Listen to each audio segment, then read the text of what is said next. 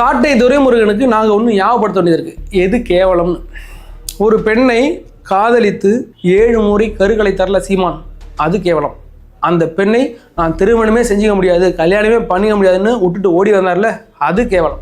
அதற்கு பிறகு அந்த பெண்ணு வலசராவாக்கத்தில் பாலியல் குற்றவாளி செக்ஷன் 576 கீழே ஒரு வழக்கு பதிவுபட்டதில்லை, இவர் என்னை பாலியல் ரீதியாக துன்படுத்தினார்னு, அதுதான் கேவலம்.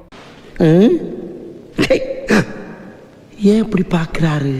அதுக்கு பிறகு இந்த சாட்டை துரைமுருகன் நம்மளுடைய தற்போதைய முதல்வரையும் முன்னாள் முதல்வரையும் ரொம்ப தரைக்குறைவாக பேசி 1 வருஷம் ஜெயிலில் இருந்தார்ல, அது கேவலம்.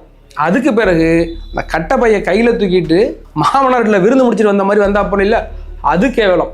அதுக்கு பிறகு 1 வருஷத்துக்கு பிறகு இவருடைய ப்ரைவேட் பார்ட் அழுகிட்டு வருது, இங்கே இருந்தால் அழுகிடும் அப்படின்னு ஜாமீன் கேட்டி இல்லை, அது கேவலம். என்ன சார் புரோட்டா கொத்துக்கறி மாதிரி போட்டு வச்சிருக்கான்? என்னுடைய இன துரோகி திமுக அப்படின்னு சொல்லிவிட்டு முகாமுத்து செத்ததுக்கு முகாமுத்து வீட்டுக்கு போகாம ஸ்டாலின் வீட்டில் போய் உட்காந்து டீ குடிச்சிங்களே, அது கேவலம். நீ கேட்ட ஒவ்வொரு கேள்வி என்ன செருப்பால் அடிச்ச மாதிரி இருக்குடா. மாதிரி இல்ல, உண்மையிலே செருப்பால தான் அடிச்சது. சரி, ஃபீல் பண்ணாத. அதுக்கு பிறகு இளைஞர் தமிழர்கள் தெய்வமா மதிக்கிற பொட்டமன கெட்ட வார்த்தையில நீங்க பேசினீங்கல்ல, அது கேவலம். இப்படி இதுதான் கேவலமே தவிர தாவேக்காவில் தொண்டரா இருக்கிறது கேவலமே கிடையாது.